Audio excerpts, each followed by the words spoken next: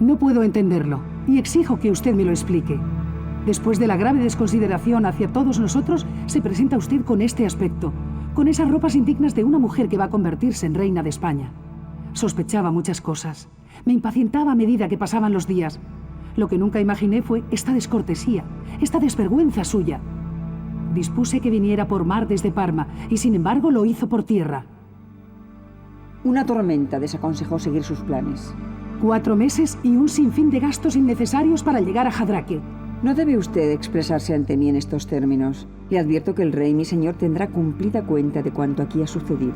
También el rey, mi señor, sabrá de la parada que vos, majestad, hicisteis en Bayona y de las fiestas y confianzas que allí gastasteis con la reina viuda Mariana de Neoburgo. Y ahora prepárese para partir hacia Guadalajara. Nos espera el rey. Cámbiese de ropa. Usted no viajará a Guadalajara. Saldrá de España. Yo lo ordeno. La voz de mujer joven es la de la nueva reina Isabel de Farnesio. La de la dama avanzada en años pertenece a Ana María de Temual, la princesa de los Ursinos, la enviada de Luis XIV, el Rey Sol, para inaugurar la dinastía Borbón en España. El escenario, Jadraque, antesala en 1714, en este momento de la historia, de la segunda boda de Felipe V. La discusión es el final de una época. El embrión de un golpe de Estado que una mujer dio a otra mujer.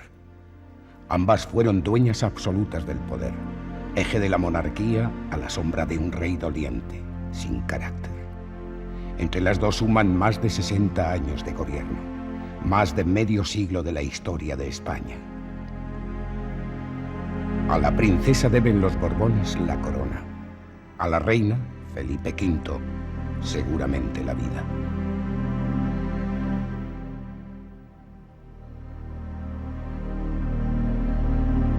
Las damas se conocieron el día antes de la ceremonia religiosa que unió en matrimonio a Isabel y Felipe.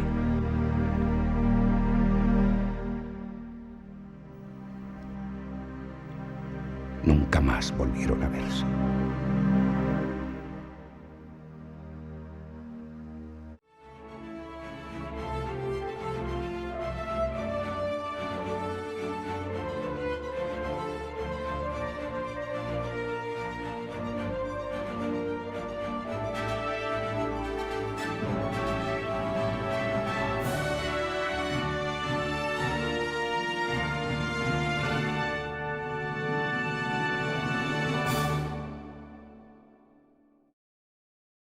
Sobre Isabel Farnesio, la esposa perversa del primer Borbón que reinó en España, se tejió una leyenda en la que la falsedad eclipsó, tapó la verdad, el rigor e incluso la justicia. Acercarse a este, como a cualquier otro personaje pretérito, condicionados por los tópicos, resultaría un error más grave aún en este caso, porque al tratarse de una mujer, la inteligencia y buenas dotes políticas permanecen en el lado oscuro de su perfil, mientras la coquetería, vanidad, ambición o glotonería, atributos femeninos por excelencia, encabezan su biografía. Reinar en una España dominada por la guerra entre dinastías y gobernar además al lado de un hombre al que conoció enfermo y con el que vivió fases de una psicosis maníaco-depresiva no debió ser nada fácil y menos simple como algunos lo pintan.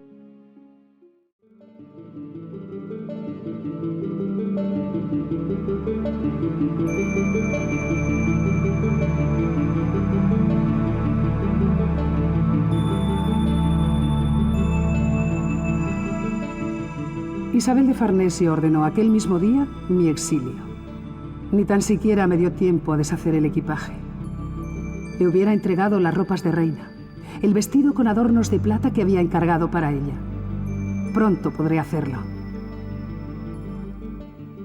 La carta que he enviado al rey no tardará en devolverme a la corte.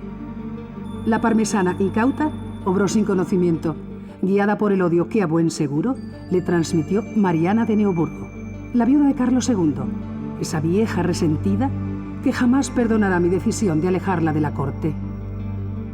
Felipe, el rey, lo sabe. Y sabe sobre todo que fuimos su abuelo y yo quienes le buscamos esposa.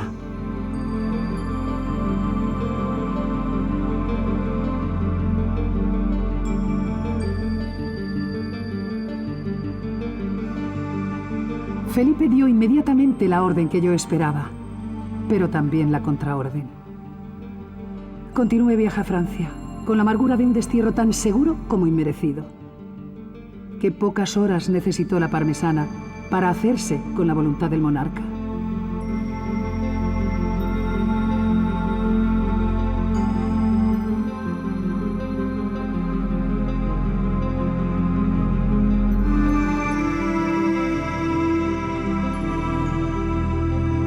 Quedó escrito.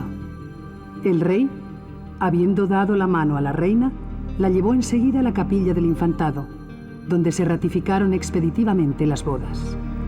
De allí a su habitación, donde en el acto se metieron en la cama antes de las 6 de la tarde para no levantarse más que para la misa del gallo.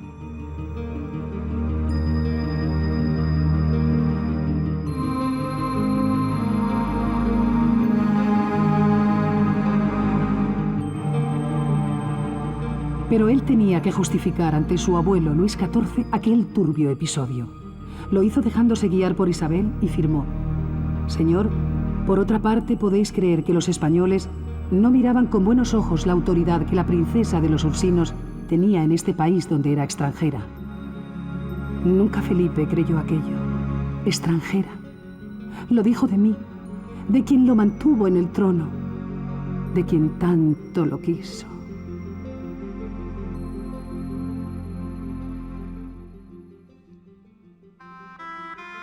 La última voluntad de Carlos II, el hechizado, el monarca español que murió sin descendencia, abrió las puertas de este reino a la Casa Francesa de Borbón. El testamento que otorgó se supone que, presionado por un sector de la Iglesia en favor del duque de Anjou, nieto de Luis XIV, el Rey Sol, a punto estuvo de quebrar la unidad territorial hispánica. Y es que la Casa de Austria no aceptó, como era de suponer, la pérdida de un reino que ocupaba desde hacía casi 2 siglos, máxime cuando tenía candidato firme, el archiduque don Carlos, sobrino a la sazón de Mariana de Neoburgo, la reina viuda del hechizado, la mujer que se vio obligada a abandonar España por deseo expreso de la princesa de los Ursinos, la tía carnal de Isabel de Farnesio, la misma que celebró en Bayona la inminente boda de Felipe V, la culpable, en definitiva, del retraso del viaje de Isabel hasta Jadraque. El enfrentamiento entre las 2 dinastías, Austria y Borbón, dejó miles de muertos y extenuadas las arcas de España y de los reinos que participaron en la contienda civil. La paz solo fue posible a cambio de la renuncia. Si Felipe V quería reinar aquí, debía olvidar sus derechos sucesorios sobre Francia y además liquidar una buena parte del imperio. Flandes, Sicilia, Cerdeña, Nápoles, Milán, además de Gibraltar y Menorca. Por esa paz, los tratados de Utrecht, posesiones españolas en Italia, pasaban a manos del archiduque don Carlos. Su contrincante, Felipe V, aceptó. La princesa de los Ursinos dirigía entonces la política internacional. El rey hacía la guerra y ella, junto a María Luisa de Saboya, primera esposa de Felipe, dominaban la voluntad del monarca. 3 eran 3.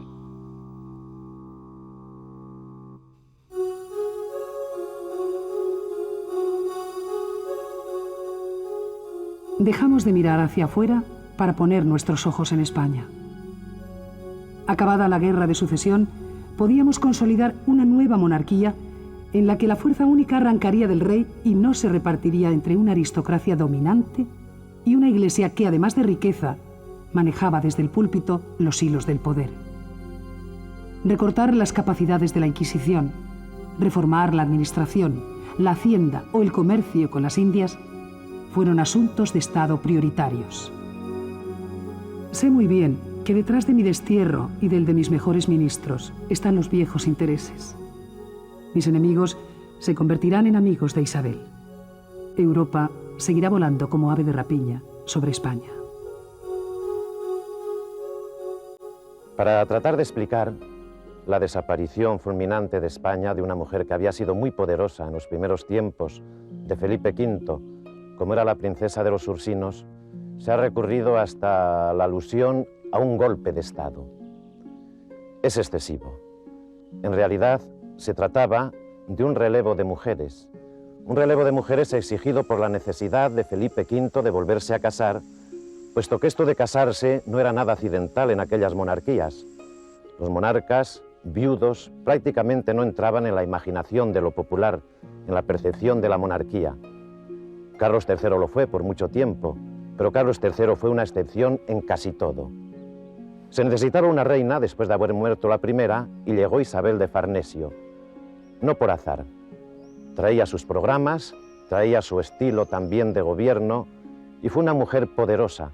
Por eso extraña tanto que los historiadores no se hayan fijado en lo que representó, en lo que fue. Y por eso extraña más que solo haya sido vista unilateralmente y siempre desde la parte negativa, tratándola como intrigante, como arpía, que es como la trata uno de los pocos libros que existen sobre ella. Está necesitada de mejor conocimiento Isabel de Farnesio. Mi buen amigo, el abate Alberoni, embajador de mi padre, el duque de Parma. El mejor cocinero para una mujer que, como él acostumbra decir, tiene el apetito de un gañán. Un perfecto cómplice a quien puedo incluso confiar mis sufrimientos conyugales. A Alberoni encargué la nueva política, a cambio lo hice cardenal. Le dejé ver la necesidad de acercarnos a nuestros enemigos, sobre todo a Inglaterra, para conseguir la revisión de los tratados de Utrecht. Solo así podremos recuperar los territorios perdidos en Italia. Le aconsejé ofrecer a Gran Bretaña el monopolio de esclavos negros en las Indias, porque sé que es eso lo que realmente quieren los ingleses. Pero la salud del rey es delicada. Alberoni debe darse prisa. Al ducado de Parma, mi dote de boda, sumaré Nápoles, Sicilia, Cerdeña, los territorios que la Casa de Austria arrebató a España.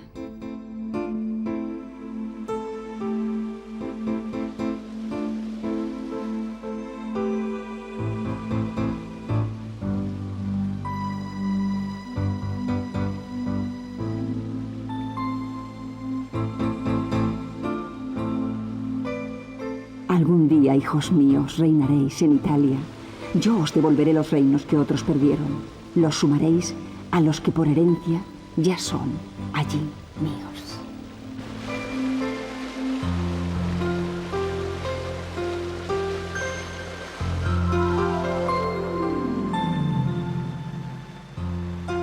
Isabel solo pretendía asegurar su futuro y el de sus hijos, y el rey en sus manos. El comportamiento conyugal de ambos es ya escandaloso. Los embajadores no dejan de contar las horas que ambos permanecen juntos en sus aposentos, la forma de despachar asuntos de Estado desde la cama. Hasta las sillas agujereadas dicen que tienen en la misma habitación. Alberoni, mi viejo amigo, el gran traidor, cuece alianzas a cualquier precio para satisfacer a Isabel y a su descendencia. Los dos saben que los herederos legítimos de Felipe V son los hijos habidos en el primer matrimonio, los 3 vástagos vivos de mi difunta reina María Luisa de Saboya. Pero Isabel no dejaba de procrear.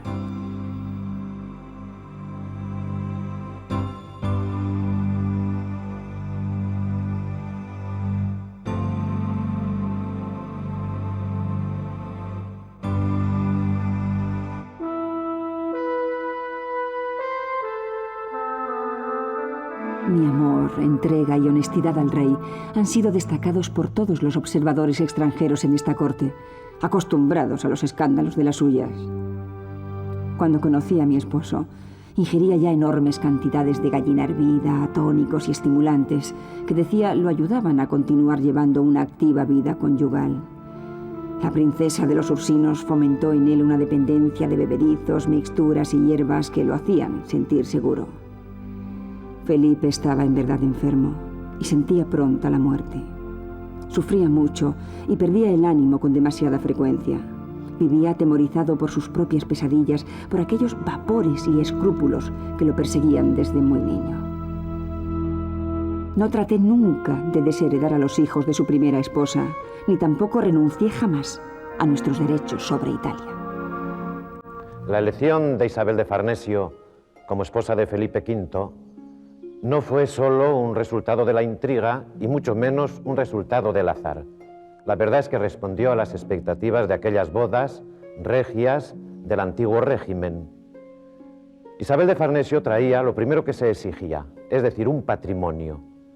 Un patrimonio no muy extenso, pero un patrimonio muy valioso, situado en el norte de Italia y relacionado con aquellas viejas posesiones perdidas por España del milanesado.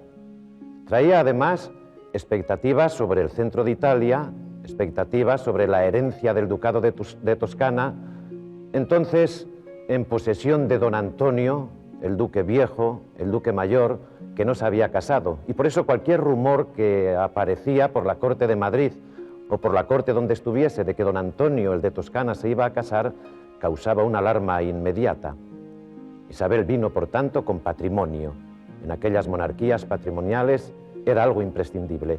Pero también Isabel cumplió con la otra función esencial, sustancial de las reinas, que era la de tener hijos, la de asegurar la descendencia, la de asegurar la ausencia de guerras civiles de sucesión, como hubo tantas al principio en España y después en Europa. Y con este cometido cumplió muy bien Isabel de Farnesio. Nada menos que siete hijos dio a Felipe V, dio a los españoles. Mejor dicho, 3 hijas y 4 hijos. Por eso nos explicamos que al no poder reinar en España, una España que previsiblemente iba a estar siempre gobernada por los herederos de la primera mujer de Felipe V, Isabel de Farnesio resultase una reina y una madre tan casamentera.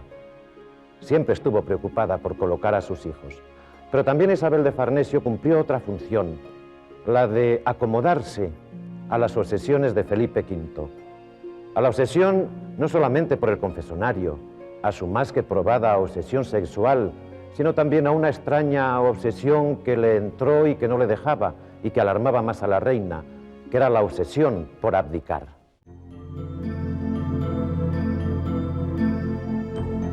Isabel de Farnesio, la monarquía española, negoció 3 bodas. La del príncipe de Asturias, Luis, hijo del primer matrimonio de Felipe V y por lo tanto heredero del trono, y las de Carlos y la pequeña María Ana Victoria, ambos vástagos de Isabel. De aquí precisamente arrancaría su fama de casamentera. La soberana meditó mucho antes de tomar decisiones y midió también las consecuencias. La corte mantuvo intrigada a Europa hasta el último momento. Los rumores que apuntaban hacia una política de alianzas matrimoniales con Austria, con las hijas del archiduque don Carlos, el enemigo de Felipe V, circularon por todas partes. Al final, la diplomacia española se inclinó por Francia. Luis casaría con Luisa Isabel de Orleans, Mademoiselle de Montpensier, 5ª hija del regente francés. Carlos, primogénito, predilecto de Isabel, con Mademoiselle de Beaujolais, otra Orleans, y la infanta María Ana Victoria, de apenas 3 años de edad, se iba a convertir en la esposa de Luis XV, el heredero del trono francés. De esta forma tan sencilla todo quedaba en casa, es decir, entre la dinastía Borbón, a pesar de lo cual Francia no acababa de superar ciertas reticencias. Luis, príncipe de Asturias, toma por esposa a Luisa Isabel. Él tenía 14 años, ella 12. Por esta niña apostó la reina.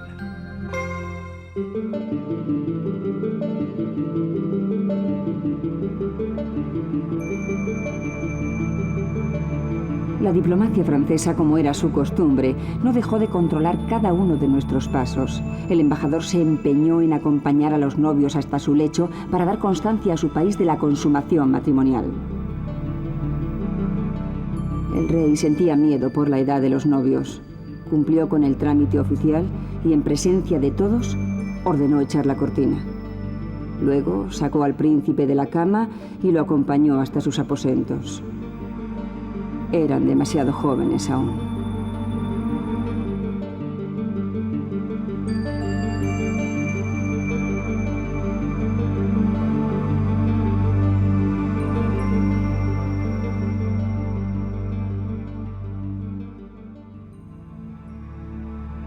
La perseguidora perseguida.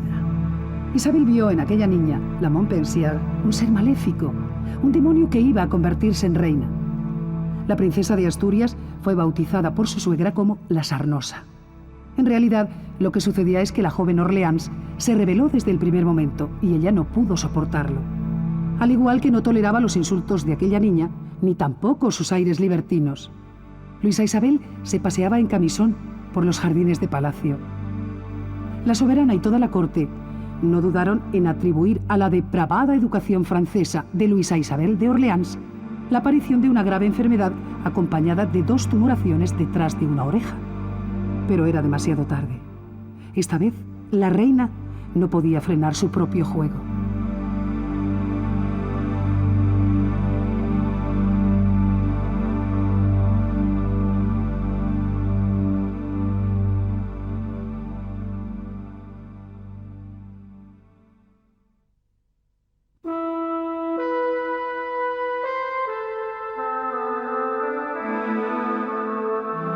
Nous permettons l'un à l'autre de quitter la couronne et de nous retirer du monde pour penser uniquement à notre salut et servir à Dieu infailliblement avant le Toussaint de l'année 1623 o plus tard.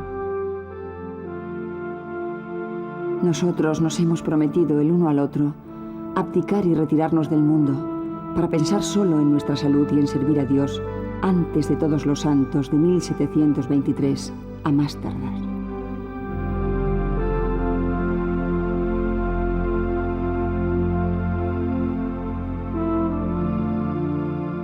Así se lo había prometido a Felipe. Así lo hicimos. Luis, el hijo de María Luisa de Saboya, fue el nuevo rey. Y ella, reina.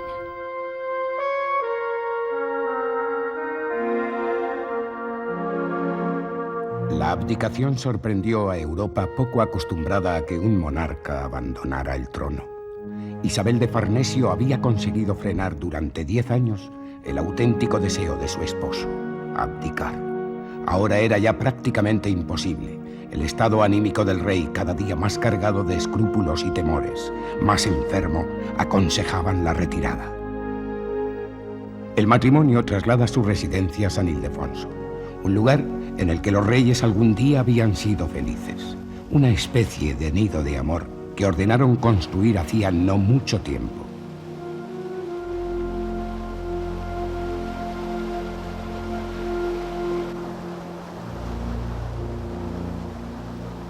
Luis I, el primer Borbón nacido en España, inició su reinado.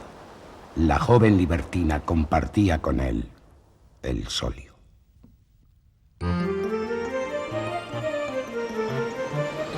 El primer viaje hacia el silencio, la primera abdicación que se hacía realidad, despertó temores.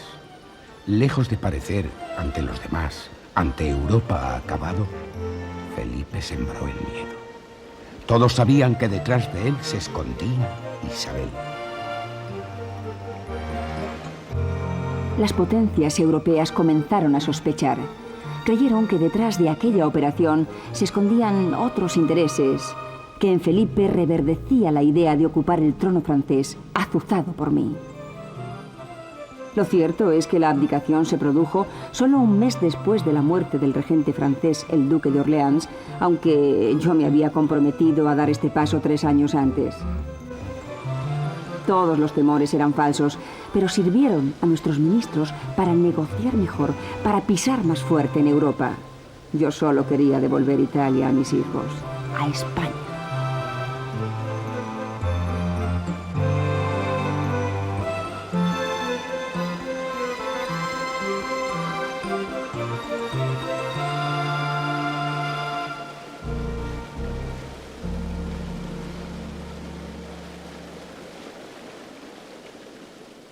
Isabel no se resistirá, no dejará reinar a Luis.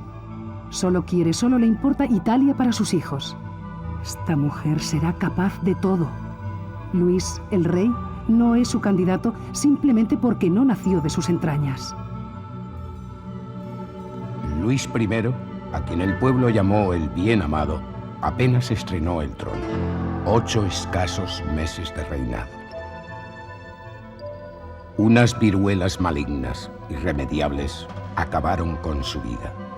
A su lado, por increíble que parezca, aquella díscola reina, la Sarnosa, que le decía Isabel de Farnesio. Con él estuvo en la agonía. con él hasta el contagio.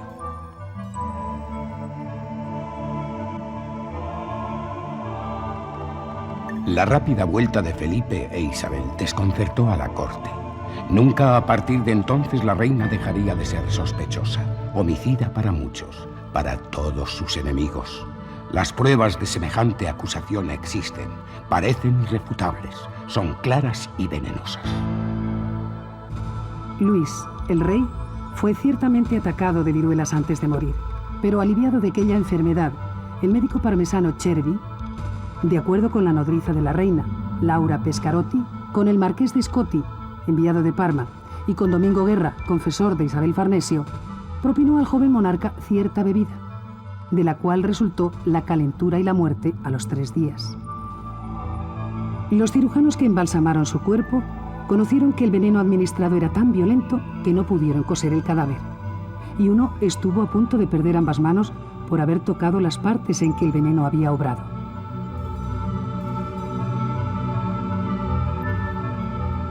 De todos estos detalles se enteró mi buen amigo Macanaz, hombre que, por ser de mi confianza y por haber trabajado por España, padeció un exilio irreversible. Macanaz luchó contra el poder de la Inquisición y después fue acusado de pertenecer a esa raza infecta, que para una buena parte del clero español eran los judíos.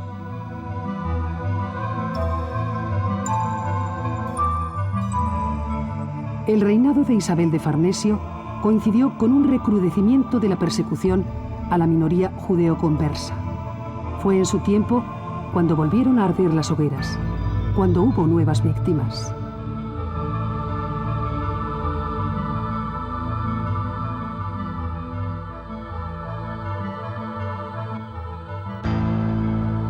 Isabel llegó a escuchar lo que de ella dijeron. Dama colérica con llanto intrínseco, reniega víbora de tus artículos. Todo un monarca lelo sin ser capaz de un yo soy que hicieran cayesen muertos.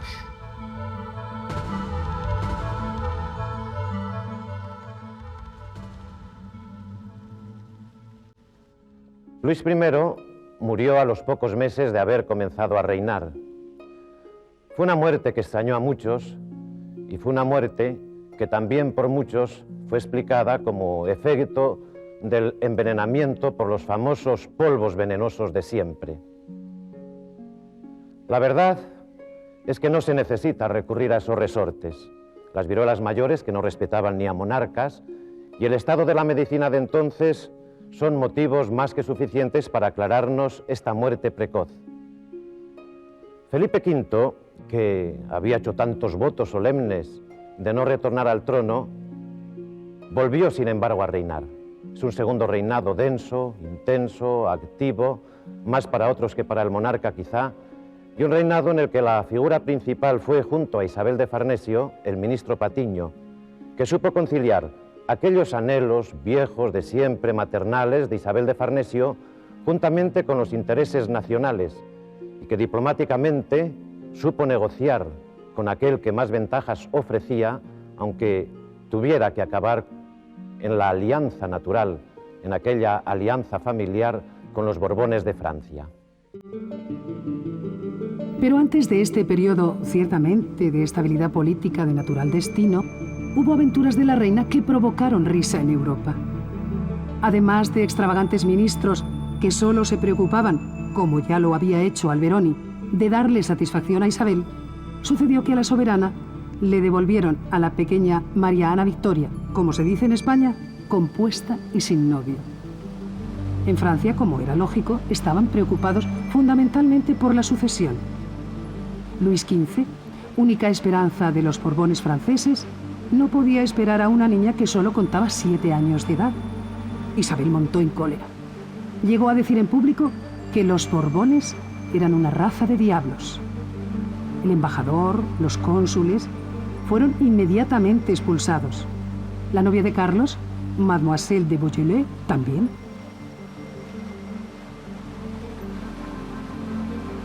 Pronto nacería el 5º hijo de los reyes, hija, para ser más exactos. La política matrimonial siguió su curso, pese al estrepitoso fracaso de aquella, su primera puesta en escena como casamentera.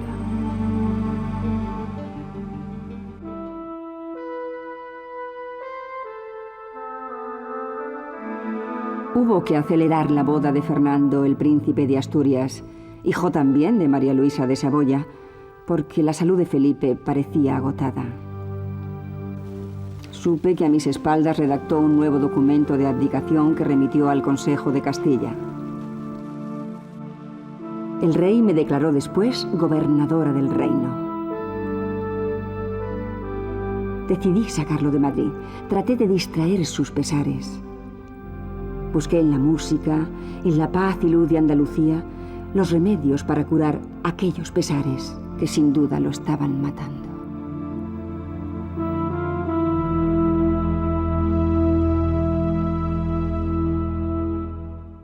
La gran verdad de todos estos movimientos de Isabel no es otra que su deseo de poder. Felipe está acabado y ella no lo dejará reposar. No quiere que la corona vuelva a un hijo de María Luisa de Saboya.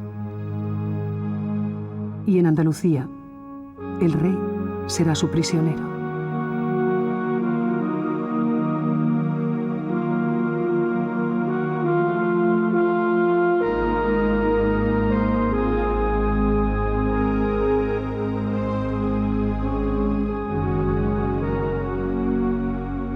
Granada. La Alhambra fue la última oportunidad para curar los males de mi esposo. Ordené decorar sus paredes, amueblar nuestros aposentos. Quise que el hechizo de aquel lugar cautivara a un hombre que se creía muerto, que encontraba descanso cuando permanecía encerrado en un ataúd.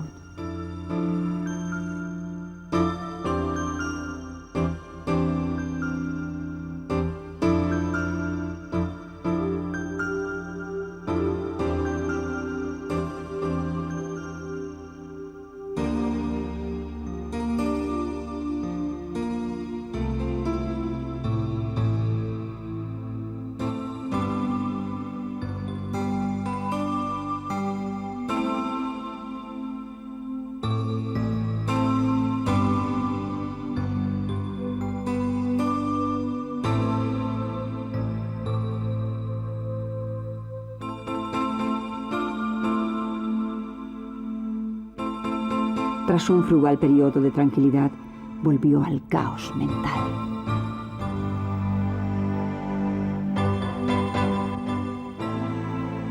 Durante el periodo andaluz, 5 años, fue Isabel de Farnesio quien tomó abiertamente las riendas del gobierno.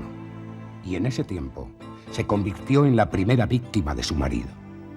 Felipe había cambiado el día por la noche y a ella no le quedó otro remedio que ordenar la inversión horaria. El rey decidió no mudar sus ropas ni efectuar el aseo diario. El fantasma de la locura se apoderaba de él y de ella. Eran pocos los ministros y cortesanos que soportaban la presencia del soberano. La reina restó siempre importancia a semejantes comportamientos. El monarca, a pesar de los graves trastornos mentales, no disminuyó su asiduidad conyugal.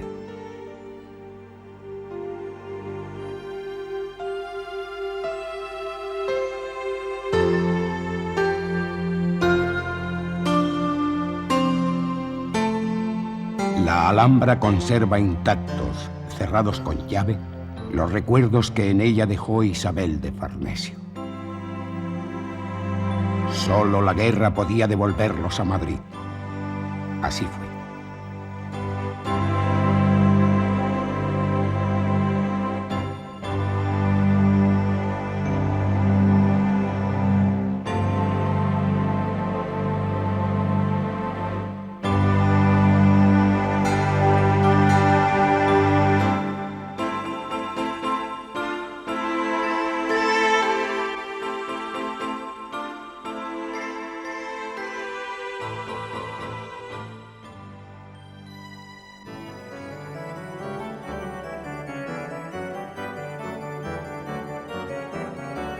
Carlos, mi hijo, estaba a punto de recuperar Nápoles.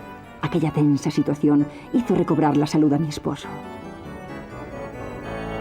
Oh, Gennaro, il perenne miracolo della liquefazione del tuo sangue è segno sicuro ed oltremodo eloquente che vivi in mezzo a noi, conosci le nostre necessità e ci proteggi in una maniera affatto singolare.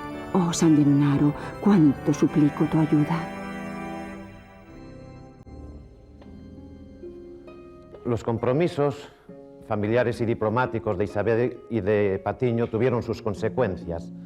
Unas consecuencias positivas, bueno, positivas para la reina, para sus hijos, no tanto quizá para los españoles como entonces se criticó. En principio, España se vio comprometida en guerra, no en una guerra civil, de la que España se vio libre a lo largo de todo el siglo XVIII, sino en una guerra europea, en una guerra colonial y por tanto en una guerra mundial como eran todas aquellas guerras ya en el siglo XVIII. En este caso fue la Guerra de Sucesión Polaca. Por los años 30, España tuvo que luchar en escenarios europeos al lado de Francia y como consecuencia de aquella guerra, esto es lo positivo, el que después, mucho después sería Carlos III de España, se encontró con los reinos de Nápoles y de Sicilia, en el sur de Italia, pensémoslo, en el centro del Mediterráneo. Así los Borbones se encontraron en Francia, en España, en el sur de Italia. En buena parte se había cumplido aquel sueño primigenio de Isabel de Farnesio y de su favorito, el fracasado cardenal Alberoni. Y después de estas guerras, también de paso, Felipe V se reanimó un poco más. Gracias, San Gennaro, te debo el milagro. Carlos, en 1734, era mayo, recuperó la soberanía perdida, proclamó rey a su padre y comenzó a gobernar. Felipe muy pronto le cedió todos los derechos, Nápoles y luego Sicilia.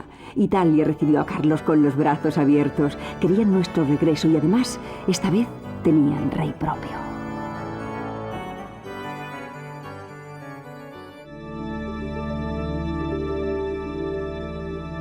De nada sirvieron tratados, alianzas, solo las armas pusieron fin a la presencia austríaca en estos territorios que nunca debieron pertenecerles. Ya lo consiguió. La corona para el primero de sus hijos, Carlet, como ella le dice. El joven no hará nada sin consultar a su madre y tratará como todos de complacerla.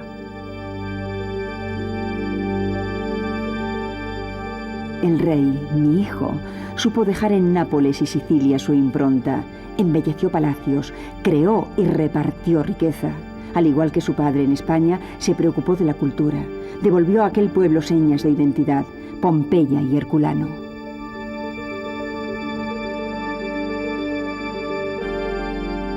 Carlos quiso ofrecer a Nápoles y a mí, su madre, una joya muy personal.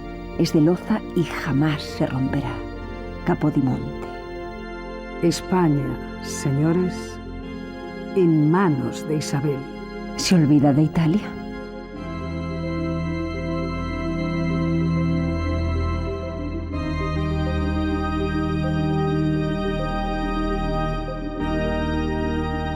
Nunca se podrá dudar del impulso que Felipe dio a España. Las artes le deben sus academias, la lengua también, la medicina. Y los reyes, el espectacular Palacio Real de Madrid.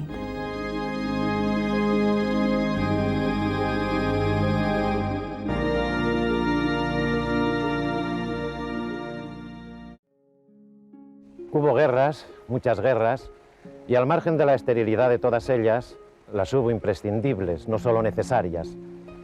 Como las guerras coloniales, en las que España tuvo que luchar contra Inglaterra e Inglaterra contra España, o como aquella guerra de sucesión, otra guerra de sucesión del siglo XVIII de Austria, al final de la cual el segundo de los hijos de Isabel de Farnesio se encontró colocado en el Ducado de Parma.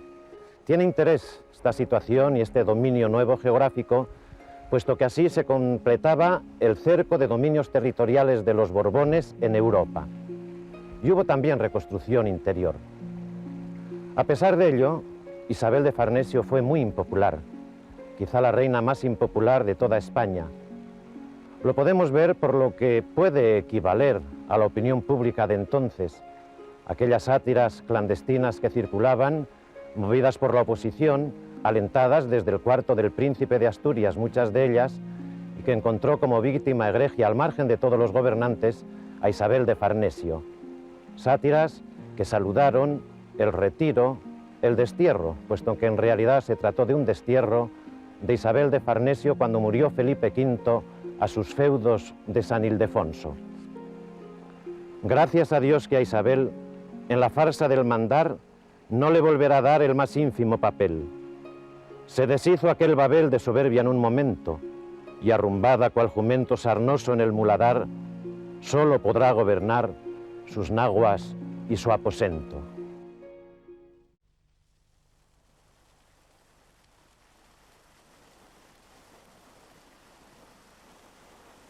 Ni el asombro del mundo, el contratenor Farinelli, a quien yo contraté para que su voz calmara el tormento del rey, puede ya aliviar los pesares y delirios de Felipe. Qué lejos los paseos y festejos de Aranjuez, nuestra falúa, aquella canción que el eunuco cantaba con el corazón para él.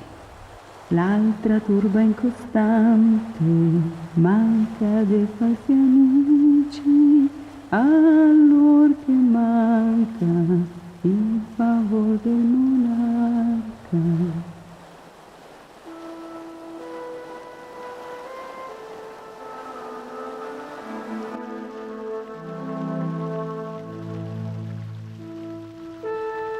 Felipe murió loco en los brazos de Isabel.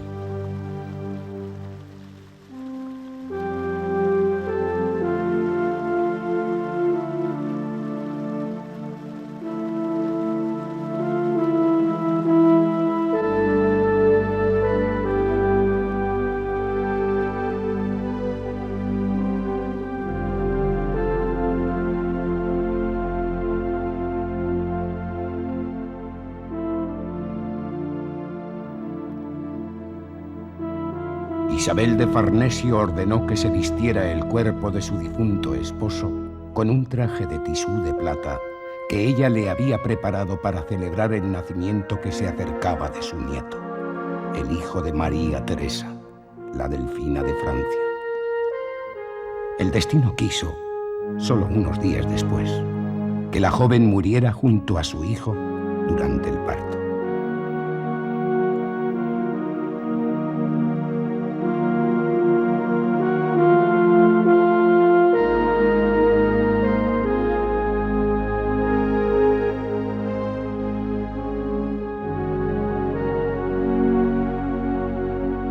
Fernando VI, único descendiente vivo de Luisa Isabel de Saboya, la primera esposa de Felipe V, es proclamado rey.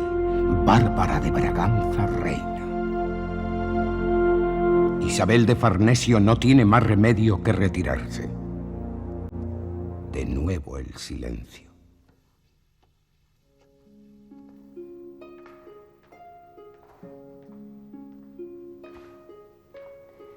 Y después de la muerte del monarca, poco o nada podía hacer ella. Sin embargo, el destierro aguardaba a Isabel de Farnesio. El nuevo rey y su esposa, Bárbara de Braganza, se encargaron de retirarla de la corte. En la granja de San Ildefonso pasó 13 años. El partido de la oposición, los españoles castizos, ávidos del poder que Isabel les había negado, celebraron el exilio que decretó Fernando VI.